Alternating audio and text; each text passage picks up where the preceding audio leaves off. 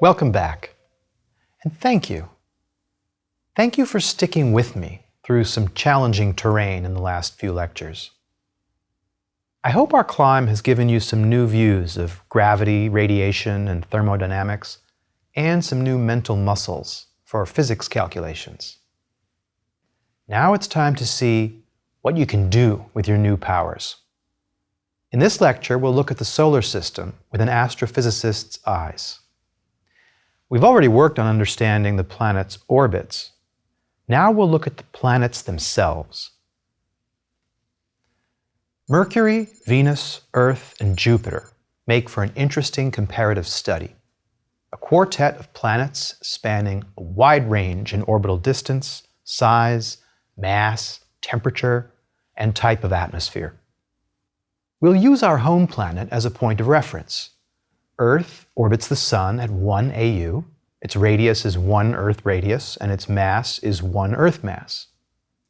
The surface temperature, averaged over the whole globe, is about 59 degrees Fahrenheit, or what's better for our purposes, 288 Kelvin. And it's got an atmosphere composed mainly of nitrogen and oxygen. Next, let's look at Venus. These days, our best images of Venus come from a Japanese spacecraft called Akatsuki. Here's a false color image based on data spanning the range from infrared to ultraviolet. Venus's orbital distance is 0.72 AU, its radius is 0.95 Earth radii, and its mass is 0.81 Earth masses. So in many ways, Venus is like Earth's twin sister, except its atmosphere is mainly carbon dioxide, and it's much thicker than Earth's, almost 100 times as massive. Oh, and it's also scorching hot, with an average surface temperature of 737 Kelvin, 2.6 times hotter than the Earth. That's a nice thing about Kelvin, by the way. It's meaningful to take ratios. It tells us that the average energy of the random motions of molecules on Venus is 2.6 times higher than that on Earth. With Celsius or Fahrenheit, the ratios of temperatures aren't physically meaningful. Now, on to Mercury, the closest planet to the Sun, with a semi-major axis of 0.39 AU. Our best images come from a NASA spacecraft called Messenger. Mercury is relatively small, 38% the size of the Earth, and 5.5% of the mass. It looks like the Moon, barren and pocked with craters. And also like the Moon, Mercury has no atmosphere to speak of. Its surface temperature varies from a freezing 100 Kelvin at night to a broiling 725 Kelvin at noon. Let's turn around now and go in the other direction, beyond Earth, and skipping past Mars. Out at 5.2 AU, we come to Jupiter. We have stunning images of Jupiter from a NASA mission called Juno. Jupiter is a different beast from Mercury, Venus, and Earth. It's a gas giant planet. 11.2 Earth radii and 318 Earth masses, and basically all atmosphere. It's a ball of hydrogen and helium gas with no solid surface. As you dive deeper into the planet, it keeps getting denser until eventually the pressure becomes so high that hydrogen liquefies. It even turns into a metal. So, what should we put in the table for the surface temperature? We'll use the fact that the thermal radiation from Jupiter follows a Planck spectrum, broadly speaking. That's true of all the planets. That allows us to use the Stefan-Boltzmann law to define an effective temperature, the temperature of the outermost layers of gas, where the radiation starts escaping into space. To calculate the effective temperature, we set the measured flux of the planet equal to sigma times T effective to the 4th power, and then solve for T effective. For Jupiter, it comes out to be 124 Kelvin. That's colder than it ever gets on the Earth. Time now for some questions. Why are these planets so different? Why doesn't Mercury have any atmosphere? Why is Venus so much hotter than the Earth? Why is Jupiter so huge? In the rest of this lecture, we'll try to answer these questions. The first thing we'll do is figure out what determines the temperature of a planet. Why is the Earth's average surface temperature 288 Kelvin and not much higher or lower? Well, where does the energy come from that keeps the Earth from cooling off and approaching absolute zero? It's from the sun, of course. The Earth is absorbing sunlight. Now, if all the Earth did was keep absorbing sunlight, it would keep heating up and eventually melt and vaporize. That doesn't happen, of course, because the Earth doesn't retain all that solar energy. It radiates. As the Earth's temperature rises, it radiates more power, rising as T to the fourth. At some point, the radiated power equals the incoming solar power, at which point the Earth stops heating up. It reaches radiative equilibrium, with no net gain or loss of energy. Let's calculate the temperature of a planet that has achieved radiative equilibrium. There's some flux, Fin, of incoming solar radiation. And the planet is like a big target with cross-sectional area πr squared that intercepts that flux. So the incident power is Fin times πr squared. In equilibrium, this must equal the outgoing power. For simplicity, let's assume the entire surface of the planet is radiating like a black body at a single temperature, T.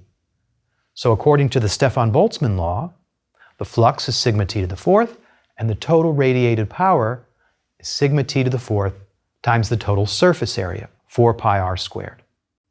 In radiative equilibrium, we set power in equal to power out and solve for T. That gives the fourth root of Fin over 4 sigma. Now, what is Fin? That's the solar flux at the orbital distance of the planet, which is equal to L sun over 4 pi a squared, the luminosity of the sun spread out over a giant sphere with a radius equal to the orbital distance, a. We can tidy that up a little if we also approximate the sun as a black body and set L sun equal to sigma T sun to the fourth power times 4 pi r sun squared. That way we get some nice cancellations, leading to our final answer. T planet equals T sun times the square root of r sun over 2a. If we evaluate the numbers for the case of the Earth, we get 280 Kelvin. That's not far from the true average of 288 Kelvin, an encouraging sign that our calculation captured the essential physics. We can write the result as a scaling relation. T planet equals 280 Kelvin divided by the square root of A expressed in AU. That makes it easy to apply to all the other planets in our quartet. We'll add a column to our chart called equilibrium temperature with the result of this calculation. Well, the formula works well for Jupiter too, but the result for Venus is way off. The calculated temperature is more than 400 degrees too cold. And what about Mercury, where there is no single temperature? Clearly we're missing something important. What we're missing are the effects of the atmosphere. Venus has a super thick atmosphere, and Mercury has none. First, let's think about Mercury. When we derived the equilibrium temperature, we equated the power from the sun to the power radiated by the entire surface of a spherical planet. So we assumed that somehow the surface maintains a constant temperature. For the Earth and for Jupiter, that's not too bad an assumption because the global circulation of the atmosphere tends to smooth out any temperature differences. But on Mercury, there is no way for heat to flow quickly around the surface. So the day side gets cooked and the night side freezes. Our approximation of a constant temperature is inappropriate. So let's recalculate the temperature using the opposite approximation, zero heat transfer. Every square meter of the surface has its own temperature. For simplicity, let's go after the hottest possible temperature. That'll be at local noon, when the sun is directly overhead.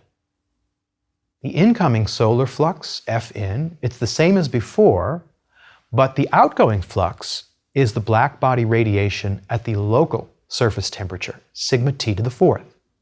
That gives T equals F in over sigma to the 1/4 power. It's the same as before, except we're missing a 4 that used to be in the denominator, which means that the result will be T sun times the square root of R over A, without the 2. So the temperature we calculate under the assumption of local re-radiation is higher by a factor of the square root of 2. There's another thing. For Mercury, the semi-major axis A is 0.39 AU. But if we want the absolute hottest temperature, we should plug in the distance of closest approach to the Sun, A times 1 minus E, where E is the orbital eccentricity. With that correction, we get 708 Kelvin, which agrees pretty well with the data. What about Venus? Here there's plenty of atmosphere, so a constant surface temperature is a reasonable approximation. So why didn't our calculation work? It's because we ignored the possibility that the atmosphere absorbs and emits radiation too, not just the surface. Venus's atmosphere is full of carbon dioxide molecules. And what kind of photons do those molecules absorb and emit? Here we get into an interesting facet of quantum theory. For something to absorb a photon, there has to be somewhere the photon's energy can go. There must be something that's ready to accept the few electron volts that a solar photon has to offer. Usually, the things that can absorb a few electron volts are electrons. They use the energy to jump between different orbits in atoms and molecules. But the problem is carbon dioxide is electronically stable. The electrons are happy right where they are. It takes tens of electron volts before they can be persuaded to jump into higher orbits. That makes carbon dioxide transparent to visible light, and the same is true of nitrogen and oxygen. But molecules do have other ways to absorb energy besides shifting around electrons. The atoms are joined by chemical bonds that act sort of like springs. These springs can absorb energy and start vibrating and rotating, and the energies of those motions are of order a few hundredths of an electron volt. What sort of objects radiate photons with those kinds of energies? Objects at room temperature. You can check on the numbers. For a black body at 300 Kelvin, the characteristic energy, kT, is 1/40th of an eV. And the typical wavelength is 10 microns, infrared radiation. So here's what happens. The sun's photons, with energies of a few electron volts, sail through the atmosphere as if it weren't there and get absorbed by the surface. The surface temperature rises to a few hundred Kelvin and it starts radiating infrared photons, which can't escape into space. They get absorbed by the atmosphere. All of this means we need to modify our calculation of the equilibrium temperature. Rays of sunlight are striking the planet's surface with a flux F in. The surface is at a temperature Ts, and it radiates infrared photons with a flux of sigma times Ts to the 4th power. When we were analyzing Mercury, we set the surface flux equal to F in, but now let's include an atmosphere. And we'll use the simplest possible model, a layer of gas, completely transparent to visible light, and completely opaque to infrared. So all the upward flux from the surface gets absorbed. And then what happens?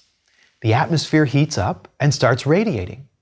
It reaches some equilibrium temperature, Ta, and thereby produces a flux sigma Ta to the 4th, both upward into space and downward back to the surface.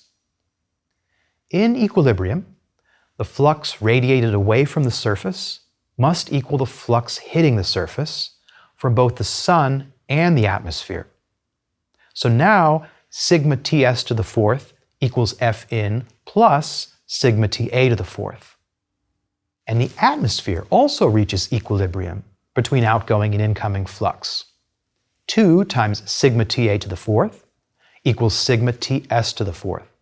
The 2 is there because the atmosphere radiates from both the top and the bottom surfaces. So this time we have 2 equations instead of 1. To solve for Ts, surface temperature, we can double the first equation, then use the second one to eliminate the sigma Ta to the fourth. The result is sigma Ts to the fourth equals 2 times Fin. There's that extra factor of 2 on the right side of the equation compared to the case of no atmosphere. So in this model, the atmosphere increases the surface temperature by a factor of the fourth root of 2. That's about 19%. This is the famous greenhouse effect, same one that's got everybody worried here on the Earth. If we make the atmosphere more opaque to the Earth's own thermal radiation by pumping out megatons of CO2, then the surface has to heat up. For Venus, the greenhouse effect is a lot larger than 20%. It's more like 220%. To understand that, we would need a more realistic model for the atmosphere in which the temperature varies with altitude. And we've been neglecting other things too. Some of the incoming sunlight never gets absorbed at all. It gets reflected back into space. And radiation isn't the only way to transport heat. It can also flow up or down by convection, that is, the rising and falling of large masses of air. But in the spirit of this course, we'll stop here with the simplest possible calculation that captures the essential physics. And we'll move on to the next question. Why are the planet's atmospheres so different? The answer here has 3 essential physical ingredients: the equilibrium temperature, which we just discussed, the Maxwell-Boltzmann distribution, which we discussed last time, and the escape velocity, which we discussed in the context of black holes. The Maxwell-Boltzmann distribution tells us the distribution of speeds of the gas molecules and how it depends on temperature. The peak is at a speed of root 2 kT over m. That's the most probable speed. Let's call it V thermal, the speed due to thermal fluctuations. Now, the thermal speed is the most probable one, but there is a distribution of velocities, a spread of an order of magnitude or so. Getting back to atmospheres, what this means is that for hot gases and lightweight molecules, high T and low m, there's a danger that some molecules will be moving faster than the planet's escape velocity. Deep in the atmosphere, that doesn't matter, because after a few nanoseconds, the molecule will bash into another one, randomizing its speed again. But at the top of the atmosphere, where the density is low, the fastest moving particles might escape into space and never return. Let's consider hydrogen gas, H2, with a mass of 2 proton masses. At the Earth's average surface temperature of 288 degrees Kelvin, the thermal velocity is 1.5 kilometers per second, which means a small fraction of hydrogen molecules have speeds as high as 15 kilometers per second. Meanwhile, the escape velocity, as we derived a while ago, is the square root of 2gm over r, which for the Earth is 11 kilometers per second. So if there were hydrogen gas in the Earth's atmosphere, the random jostling of all those molecules would cause some of them to leave. And by the time 1 billion years goes by, almost all the hydrogen would be gone. To be sure a planet can hold on to a molecule, let's require the escape velocity to be at least 10 times higher than the thermal velocity. That leads to an inequality that we can solve for little m, the mass of the molecule. It'll be useful to express that mass in units of proton masses. Running the numbers for the case of the Earth at room temperature, 300 Kelvin, we get a minimum molecular mass of 4. That's the mass of helium, 2 protons, 2 neutrons. So this calculation suggests that the Earth can't retain hydrogen, and helium is a marginal case. But nitrogen and oxygen are plenty heavy. N2 has a molecular mass of 28, and for O2, it's 32. Let's evaluate that minimum mass for the other planets too. For Venus, it's 11. It's higher because Venus is hotter, so Venus can't retain hydrogen and helium either. But holding on to CO2 with a molecular mass of 44 is no problem. Mercury is hot and it has a low escape velocity, so it can't hold anything lighter than 66. That rules out all the common molecules. And for Jupiter, we get a number less than 1, meaning Jupiter is massive and cold enough to retain even the lightest gases. The lesson is, by comparing thermal velocity to escape velocity, we can understand some of the patterns in planetary atmospheres. I should reiterate, though, real atmospheres are complicated. For example, on the Earth, it turns out that at high altitude, where the density is low enough for molecules to escape, the atmosphere isn't at 300 degrees Kelvin, it's more like 1,000. That's because the outer atmosphere gets heated not only by the radiation from the sun, but also the solar wind, a stream of charged particles from the sun. Because the temperature up there is about 3 times higher, we would need to triple our estimate for the minimum mass, which makes it clear the Earth can't retain any helium after all. But wait a minute. If the Earth can't retain helium, where does all the helium come from that we use to fill party balloons? The answer is interesting. Our helium supply comes not from the Earth's atmosphere, but from the Earth's crust. It's from the radioactive decay of uranium and thorium. When those nuclei decay, they release so-called alpha particles, which is just another name for helium nuclei. The helium then percolates up through the crust to the surface and gets wafted into the air and eventually escapes into space. But along the way, some of that helium gets trapped in underground cavities, same kinds of places where you find oil and natural gas. Here's another question. Why are Venus and Earth so different? They're the same size, basically the same mass. So why is Venus's atmosphere 100 times more massive?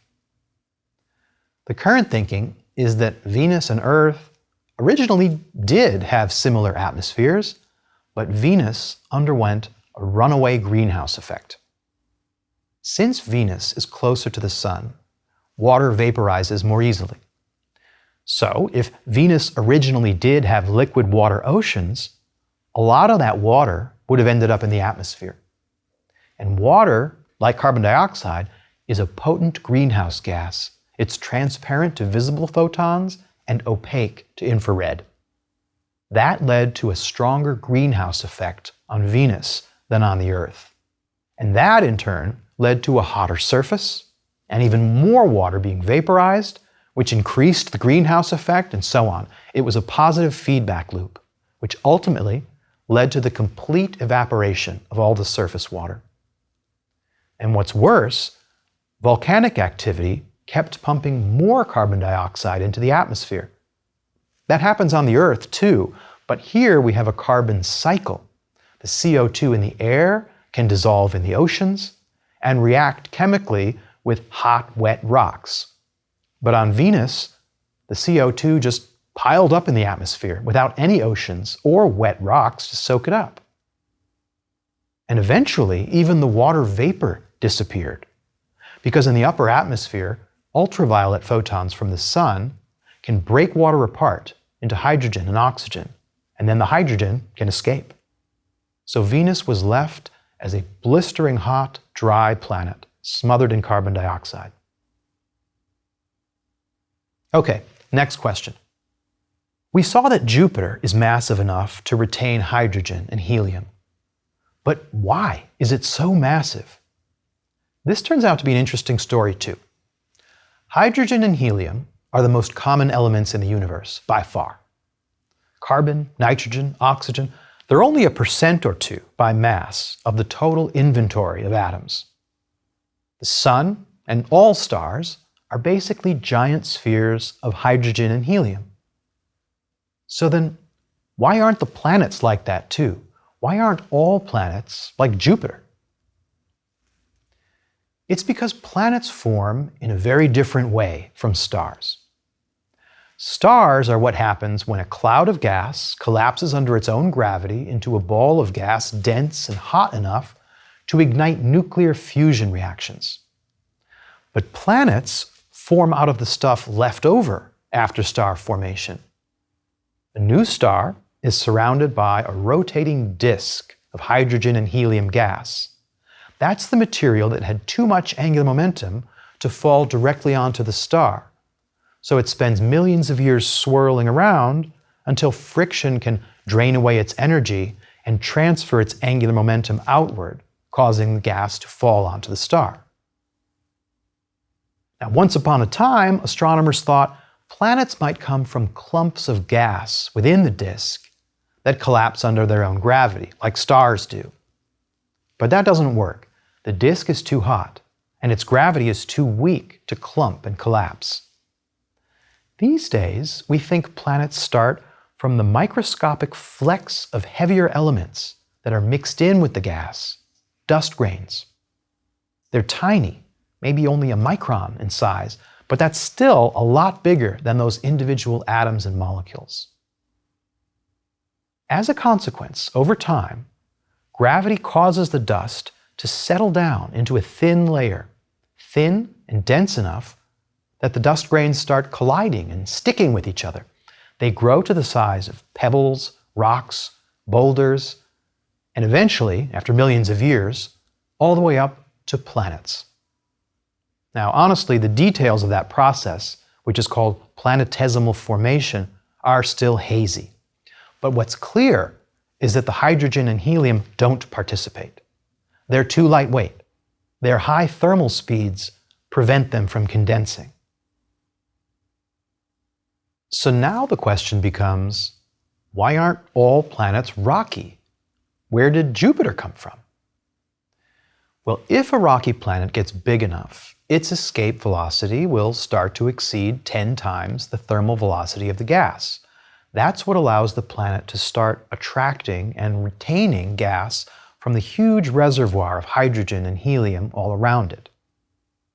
Let's see if we can understand that quantitatively.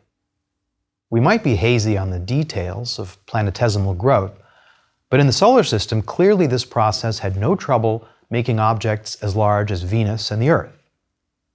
We've already seen those planets can't hold on to hydrogen, they're too hot, and their escape velocities are too low. So how much farther from the Sun would we need to move them so they could retain hydrogen? We'll take our equation for the minimum mass of molecules that can be retained. It's proportional to temperature. And let's combine that with our earlier equation for the equilibrium temperature in terms of orbital distance. Then we can plug in the mass of hydrogen, that's a 2 on the left side, and solve for A, the orbital distance. Sparing you the algebra, this comes out to be 3.4 AU, which is right in between the orbits of Mars and Jupiter. That is, it's right at the dividing line in the solar system between the inner rocky planets and the outer gas giant planets. So it hangs together. A rocky planet needs to be far away from the Sun to be cold enough to start attracting hydrogen and having a chance at becoming a gas giant. Now, as always in planetary science, I need to add some caveats.